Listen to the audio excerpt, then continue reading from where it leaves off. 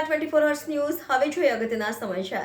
વાસના બ્રિજ બાબતે ફરી એકવાર પાલિકામાં ધારાસભ્ય સાથે રજૂઆત। વડોદરા શહેરના વાસના 4 રસ્તા પાસે ઓવરબ્રિજ બનાવવાનું પ્લાનિંગ ચાલી રહ્યું છે, ત્યારે શરૂઆતથી જ સ્થાનિકોમાં બ્રિજ મુદ્દે વિરોધ રહ્યો છે। આ બ્રિજ ત્યાં ન બનાવવામાં આવે તે બાબતની રજૂઆત પાલિકા ખાતે અગાઉ મ્યુનિસિપલ કમિશનર અને મેયરને કરવામાં આવી છે। અકોટા વિધાનસભાના ધારાસભ્ય ચૈતન્ય દેસાઈને સાથે રાખી અગાઉ મ્યુનિસિપલ કમિશનરને રજૂઆત કરાઈ છે, ત્યારે ફરી એકવાર આજે ધારાસભ્ય ચૈતન્ય દેસાઈ સાથે સ્થાનિક રહીશો પાલિકા ખાતે સિટી એન્જિનિયરને રજૂઆત કરવા માટે પહોંચ્યા હતા, જ્યાં સિટી એન્જિનિયર અલ્પેશ મજુમદાર સમક્ષ રહીશોએ પોતાનો પક્ષ મૂક્યો હતો અને બ્રિજ ત્યાં ન બનાવવા રજૂઆત કરી હતી અને ફરી એકવાર સર્વે કરાવી બ્રિજની જરૂરિયાત ત્યાં નથી તેવું જણાવ્યું હતું। તો ધારાસભ્ય ચૈતન્ય દેસાઈએ જણાવ્યું હતું કે સરકાર દ્વારા બ્રિજ બનાવવાની મંજૂરી અપાઈ છે, ત્યારે સ્થાનિકોને કેટલાક મુદ્દે વાંધા છે, ત્યારે પાલિકા ખાતે મળી અને રજૂઆત કરવામાં આવી રહી છે।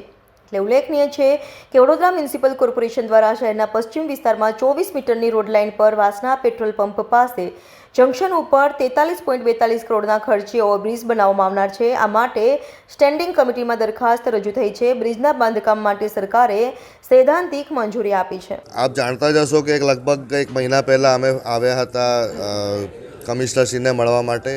એમના પણ સ્થાનિક લોકોનો જે પ્રશ્નો હતા એનો ઉકેલ કાઢવા માટે એમને અહીંયા લઈ આવ્યા હતા।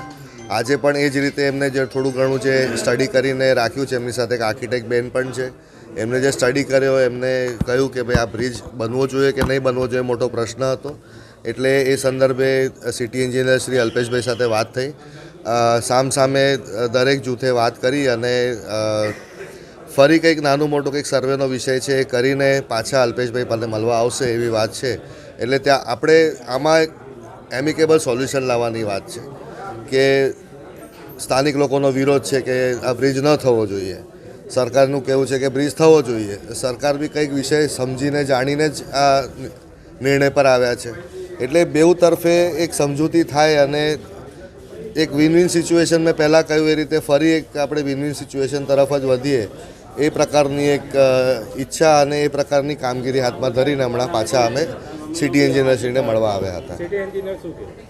સિટી એન્જિનિયરશ્રીએ સાંભળ્યું, જે સ્થાનિકોને કેવું છે એમને સાંભળ્યું, આર્કિટેક્ટ બેન છે એમનું બી સાંભળ્યું, સિટી એન્જિનિયર સાહેબનું એ લોકોએ પણ સાંભળ્યું।